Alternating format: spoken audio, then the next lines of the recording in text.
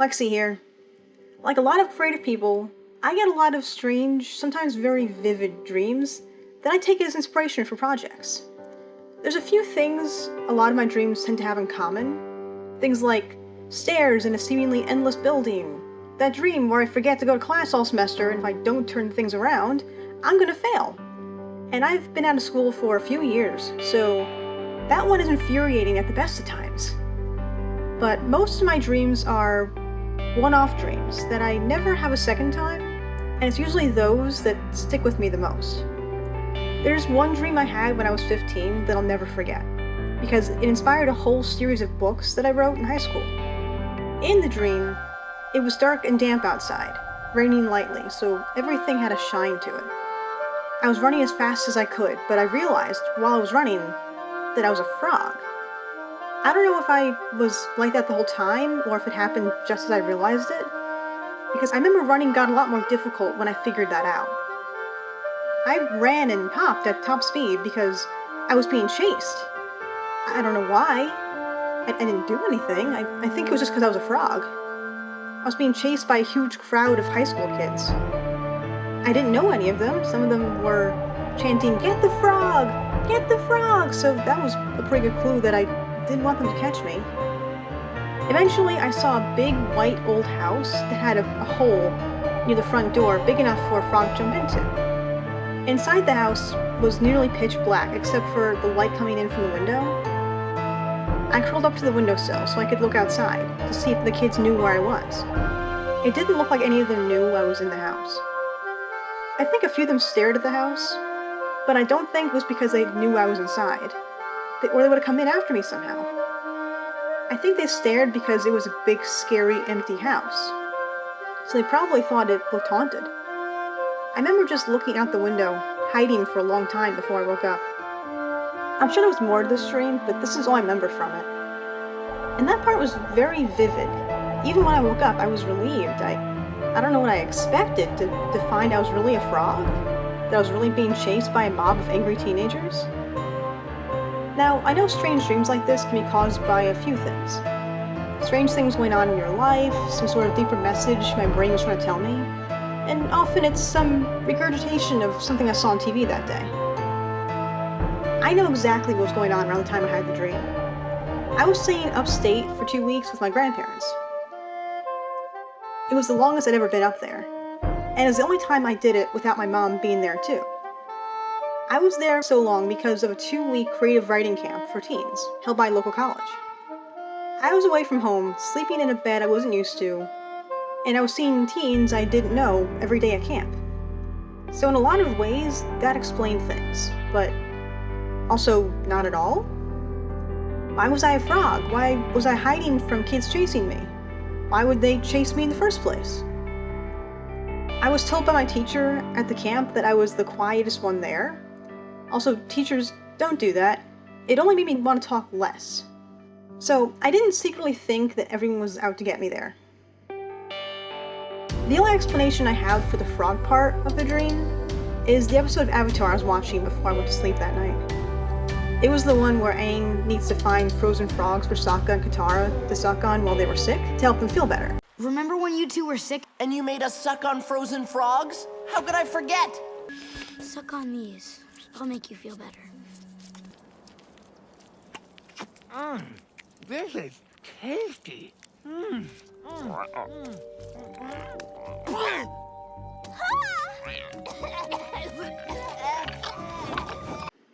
Now, the frogs were a pretty important part of that episode, but I have no idea why I then dream I was a frog based on that. I did a little digging recently into some possible dream meanings.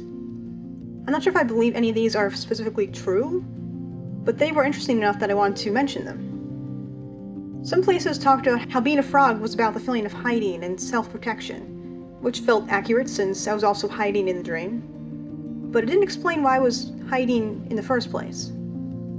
I had a lot of social anxiety in high school, still do, but this was in the middle of summer at a camp I'd actually remember liking. A lot of places talk about frogs being lucky in dreams. They represent change and about double life. How they represent something good is coming. In a way, I believe those interpretations most, because, like I said before, this dream inspired a lot for me. In my writing camp that day, after I had the dream, our teacher had us do a long session where we all just would write quietly about whatever came to us for about half an hour. I'm a very firm believer in automatic writing. I get some of my best ideas and short stories that way, when I just focus on getting words on paper and I don't worry about how they look or sound. But every other time this teacher had us do that, I had a hard time getting words out. That day, it was like I knocked down a dam and words just came out of me.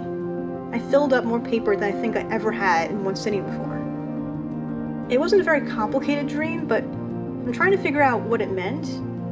I was able to come up with some kind of backstory to it. That was the day I came up with my novel idea, Shapeshifters. It was about a teenager who could turn into anyone and get anyone's memories, but they couldn't remember anything about themselves. They used to be their own person, but they don't remember anything before the first time they became someone else. They could also turn into animals, but they didn't like to do that as much. Then one day in high school, things went wrong. The shapeshifter was at a homecoming dance as a freshman boy. Back then I named him Chris, but I changed the name later. He was there as Chris for several months now, replacing the real Chris. Turns out he ran away a long time ago, and the shapeshifter was taking his place so they'd have a place to live. But then at the dance, while the shapeshifter was with skater friends, his girlfriend Meg, and having a great time, the gym doors burst open and in walked the real Chris, sopping wet, covered in muddy, torn clothes. He turns to his friends and tells them everything he's been through. When he sees the shapeshifter, his eyes go wide. You can see all of the whites to his eyes. Out of guilt, the shapeshifter tries to explain themselves, apologize at the same time, but there's this lump in their throat, a frog in their throat. That was a bad thing to think about, apparently. Because after that, all that came out of their mouth was ribbit. Next thing they knew, they were shrinking, turning green, their hands turning slimy. The entire dance comes to a halt, and the kids stare straight down at the frog that was a boy a second ago. After a long, tense silence, one of the kids yell out, "Get the frog boy!" The shapeshifter starts to run, hop away as fast as they can, as the kids begin to chase after them out of the school and across town. From there, I connected to the dream that I had the night before. I decided right from the get-go this dream was lucky, and I still think it was, because that story pretty much turned into a full-length novel, and then it was a series of 5. I did all of that in just 2 years. My only regret is I never tried to get any of them published back then. Of course, looking back, I figured out these were really just first drafts that need a lot of work. But now as an adult, I'm doing that work. I went back to read them over and completely replotted the first one now, and I have a finished second draft for Shapeshifters. I'm still editing it, and it'll probably be a while, but I'm hoping now one day I can get this story out there in the world. It's really interesting rewriting this story now. It's like co-writing a book with my teenage self. So this story and that frog dream are very special to me. I think I'll always have a soft spot for frogs now. I even got a frog keychain after college where I took the creative writing camp class to make sure I'd remember everything. I still have it. The keychain part broke off from overuse, but now he sits in my room in a little place of honor. So that's the dream that inspired the novel I'm currently working on. It's actually the same novel I talked about in my interview at the center. Didn't even mean to say it, it just jumped out. It's about a shapeshifter who lost their original memories, so they need to find themselves. I was in the middle of redoing the plot at the time, and I was obviously very excited about it, since I blurted that out like that. There's a chance that's also part of how I got the job, but I'll never really know. But I sure worked in that book a lot during my lunch breaks at that job. Have you ever had a dream like that inspired you? Let me know in the comments. I always think these are really interesting stories, and I'd love to hear your experiences with things like this. Give this video a like to trick the algorithm so it thinks I know what I'm doing. Subscribe if you want to stick around, and follow me on Twitter and Instagram at Lexi Conjures.